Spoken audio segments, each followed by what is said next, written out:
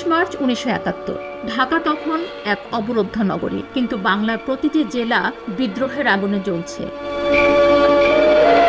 30 মার্চের সবচেয়ে গৌরবোজ্জ্বল ঘটনা ছিল কুষ্টিয়ার যুদ্ধ। এদিন ভোরে কুষ্টিয়া পুলিশ লাইন্সে অবস্থানরত পাকিস্তানি সেনাদের উপর ইস্ট পাকিস্তান রাইফেলস ইপিআর এবং সাধারণ মানুষ সম্মিলিত আক্রমণ চালায়। সারাদিন ব্যাপী চলা এই প্রচণ্ড যুদ্ধে পাকিস্তানি বাহিনী দিশেহারা হয়ে পড়ে। স্থানীয় জনতা দেশীয় অস্ত্র ও লাঠিসোঁটা দিয়ে সেনাদের অবরুদ্ধ করে ফেলে। কুষ্টিয়ার এই বিজয় কেবল একটি অঞ্চলের জয় ছিল না, এটি ছিল পুরো জাতির জন্য এক বিশাল মনস্তাত্ত্বিক বিজয়। ওদিকে চট্টগ্রামে কালুরঘাট বেতার কেন্দ্র। পাকিস্তানি গোলার আঘাতে আকাশ প্রকম্পিত, কিন্তু বাঙালির কণ্ঠস্বর স্তব্ধ করা গেল না। সেখান থেকেই প্রচারিত হচ্ছে স্বাধীনতার ডাক, যুদ্ধের খবর।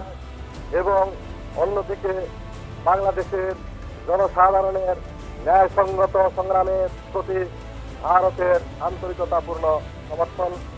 এই পটভূমিকায় পাকিস্তান ভারতকে আক্রমণ করেছে। যশোর, খুলনা, রাজশাহী কিংবা সিলেট, প্রতিটি জনপদ রণক্ষেত্র। সাধারণ মানুষ রাস্তা খুঁড়ে গাছ কেটে তৈরি করেছে ব্যারিকেড। পাকিস্তানি কনভয় যেখানেই যাচ্ছে সেখানেই পড়ছে অ্যাম্বুশ বা অতর্কিত হামলার মুখে। তেলিয়াপাড়ায় সংগঠিত হচ্ছে বীর সেনারা, আঁকা হচ্ছে আগামীর যুদ্ধের মানচিত্র। 30 মার্চ নাগাদ আন্তর্জাতিক সংবাদ সংস্থাগুলো পূর্ব পাকিস্তানের প্রকৃত চিত্র বিশ্বের সামনে তুলে ধরতে শুরু করে। সাংবাদিকরা সীমান্ত দিয়ে প্রবেশ করে পাকিস্তানি বাহিনীর নৃশংসতার প্রমাণ সংগ্রহ করেন। বিশ্ববাসী জানতে পারছে এটি কেবল একটি সংকট নয়, এটি একটি জাতির টিকে থাকার সংগ্রাম। আর সেই সংগ্রামে জ্বালানি দিচ্ছে স্বাধীন বাংলা বেতার কেন্দ্র। দেশপ্রেমের গান আর খবরের ধারা বিবরণী প্রতিটি বাঙালির বুকে জ্বালিয়ে দিচ্ছে আশার প্রদীপ।